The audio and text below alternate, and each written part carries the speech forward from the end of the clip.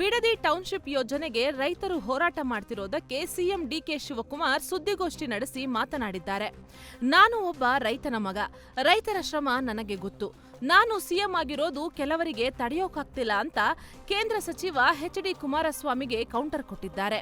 ಇದು ನನಗೂ ರೈತನಿಗೆ ಇರುವ ಸಂಬಂಧ. ನನ್ನನ್ನ ಕೆಣಕಬೇಡಿ ಅಂತ ಎಚ್ಚರಿಕೆ ಕೊಟ್ಟಿದ್ದಾರೆ. ಜೈಲಿಗೆ ಕಳುಹಿಸಬೇಕಂದ್ರೆ ನನಗೆ ಆಶೀರ್ವಾದ ಮಾಡು ಕುಮಾರಣ್ಣ ಅಂತ ಕೇಂದ್ರ ಸಚಿವ ಎಚ್.ಡಿ. ಕುಮಾರಸ್ವಾಮಿಗೆ ಸಿಎಂ ಡಿಕೆ ಶಿವಕುಮಾರ್ ಟಾಂಗ್ ಕೊಟ್ಟಿದ್ದಾರೆ. ನನ್ನ ಮೇಲೆ ಏನು ಬೇಕೋ ಆ ಪ್ರಯೋಗ ನಡೆಯುತ್ತಿದೆ. ಕೃಷ್ಣ ಜನ್ಮಸ್ಥಳದಲ್ಲಿ ನಾನು ಇದ್ದವನು. ಆಗ ನೀವು ಸಹ ಬಂದು ನನಗೆ ಭೇಟಿಯಾಗಿದ್ರಿ ಕುಮಾರಣ್ಣ. ನಾನು ಗೌರವವನ್ನು ಸ್ವೀಕಾರ ಮಾಡಿಲ್ಲ ಅಂದ್ರೆ ನಿಮ್ಮ ಧರ್ಮ.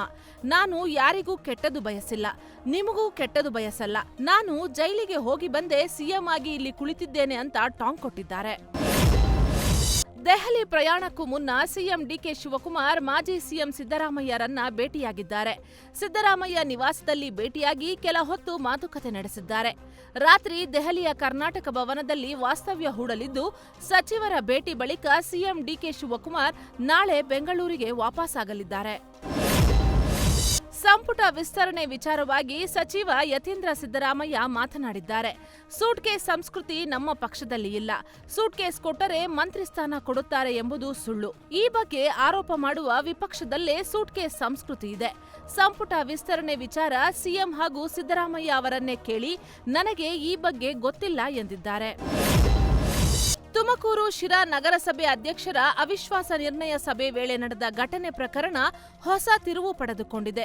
ಸಭೆ ವೇಳೆ ಅಶ್ಲೀಲ ಪದ ಬಳಕೆ ಹಾಗೂ ಸಾಮಾಜಿಕ ಜಾಲತಾಣದಲ್ಲಿ ಅವಹೇಳನಕಾರಿ ಕಮೆಂಟ್ ಮಾಡಿದ ಆರೋಪದಡಿ ಶಿರಾ ಪೊಲೀಸ್ ಠಾಣೆಯಲ್ಲಿ 2 ಪ್ರತ್ಯೇಕ ಪ್ರಕರಣ ದಾಖಲಾಗಿದೆ.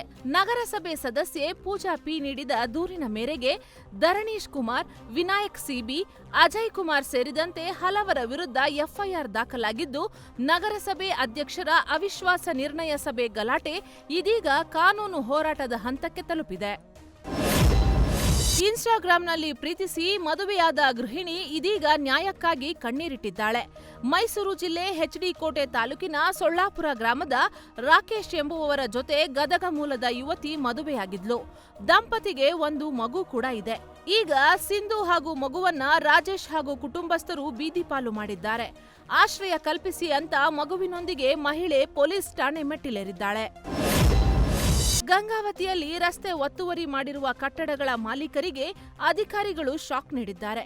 ಕೊಪ್ಪಳ ಜಿಲ್ಲೆಯ ಗಂಗಾವತಿ ನಗರಸಭೆ ವ್ಯಾಪ್ತಿಯಲ್ಲಿನ ಒತ್ತುವರಿ ಕಟ್ಟಡಗಳನ್ನು ಗುರುತಿಸಿ ತೆರವಿಗೆ ಮಾರ್ಕ್ ಮಾಡಲಾಗಿದೆ. ಮುಖ್ಯಮಂತ್ರಿಗಳ ಮೂಲಭೂತ ಸೌಕರ್ಯಗಳ ಅಭಿವೃದ್ಧಿಯಡಿ ಬಿಡುಗಡೆಯಾದ ಒಟ್ಟು 10 ಕೋಟಿ ರೂಪಾಯಿ ಅನುದಾನದಲ್ಲಿ ರಸ್ತೆ ಅಗಲೀಕರಣ ಹಾಗೂ ನಿರ್ಮಾಣ ಕಾಮಗಾರಿ ಕೈಗೆತ್ತಿಕೊಳ್ಳಲಾಗಿದೆ.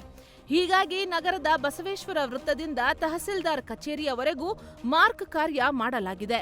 ಕಟ್ಟಡ ತೆರವು ಮಾಡಿಕೊಳ್ಳೋಕೆ ಸ್ವಲ್ಪ ಸಮಯ ನೀಡಿ ಅಂತ ಒತ್ತುವರಿದಾರರು ಅಧಿಕಾರಿಗಳಿಗೆ ಮನವಿ ಮಾಡಿಕೊಂಡಿದ್ದಾರೆ. ನಾಳೆ ಮನೆ ಮನೆಗೆ ಕಾವೇರಿ ನೀರು ಸರಬರಾಜು ಆಗಲ್ಲ ಅಂತ ಬಿಡಬ್ಲ್ಯೂಎಸ್ಎಸ್ಬಿ ಮಾಹಿತಿ ನೀಡಿದೆ. ತುರ್ತು ನಿರ್ವಹಣಾ ಕಾಮಗಾರಿ ಹಿನ್ನೆಲೆ ಕಾವೇರಿ ನೀರು ಸರಬರಾಜು ಯೋಜನೆಯ 4ನೇ ಹಂತ 2ನೇ ಘಟ್ಟಗಳಿಗೆ ಒಳಪಡುವ ನಂದಿನಿ ಲೇಔಟ್, ಬಿಎಚ್ಇಎಲ್ ಲೇಔಟ್, ಜೈಮಾರುತಿ ನಗರ ಸೇರಿ ಅನೇಕ ಪ್ರದೇಶಗಳಲ್ಲಿ ಬೆಳಗ್ಗೆಯಿಂದ ಸಂಜೆವರೆಗೂ ನೀರು ಪೂರೈಕೆಯಲ್ಲಿ ವ್ಯತ್ಯಯ ಉಂಟಾಗಲಿದೆ. ಸೌತ್ ಇಂಡಿಯಾ ಕನ್ನಡದ ಖ್ಯಾತ ನಟಿ ಉಮಾಶಂಕರಿಗೆ ಕ್ಯಾನ್ಸರ್ ಕಾಯಿಲೆ ಆವರಿಸಿದೆ. ನಿರ್ದೇಶಕ ರಾಜೇಂದ್ರ ಬಾಬು ಸುಮಿತ್ರಾ ದಂಪತಿಯ ಪುತ್ರಿ ನಟಿ ಉಮಾ ಕನ್ನಡದಲ್ಲಿ ಉಪ್ಪಿದಾದ ಎಂಬಿಬಿಎಸ್, ಕಲ್ಲರಳಿ ಹೂವಾಗಿ, ಮುನ್ಸಿಫಾ ಸಿನಿಮಾಗಳಲ್ಲಿ ನಟಿಸಿದ್ದಾರೆ. ಇನ್ನು ತಮಿಳು, ತೆಲುಗು, ಮಲಯಾಳಂ ಸಿನಿಮಾಗಳಲ್ಲಿ ನಟನೆ ಮಾಡಿರುವ ಉಮಾ ಸದ್ಯ ಕೀಮೋಥೆರಪಿ ಚಿಕಿತ್ಸೆ ಪಡೆಯುತ್ತಿದ್ದಾರೆ. ವಿಜಯ್ ದಳಪತಿ ನಟನೆಯ ಬಹುನಿರೀಕ್ಷಿತ ಜನನಾಯಕನ್ ಸಿನಿಮಾ ಬಿಡುಗಡೆಗೆ ದಿನಾಂಕ ಫಿಕ್ಸ್ ಮಾಡಲಾಗಿದೆ. ಕೊನೆಗೂ ಕಾನೂನು ಹೋರಾಟ ಮುಗಿಸಿ ಕೆವಿಎನ್ ಪ್ರೊಡಕ್ಷನ್ಸ್ ನಿರ್ಮಾಣದ ಬಹುಕೋಟಿ ವೆಚ್ಚದ ಸಿನಿಮಾ ಜನನಾಯಕನ್ ಜುಲೈ 23ರಂದು ಬಿಡುಗಡೆ ಆಗಲಿದೆ.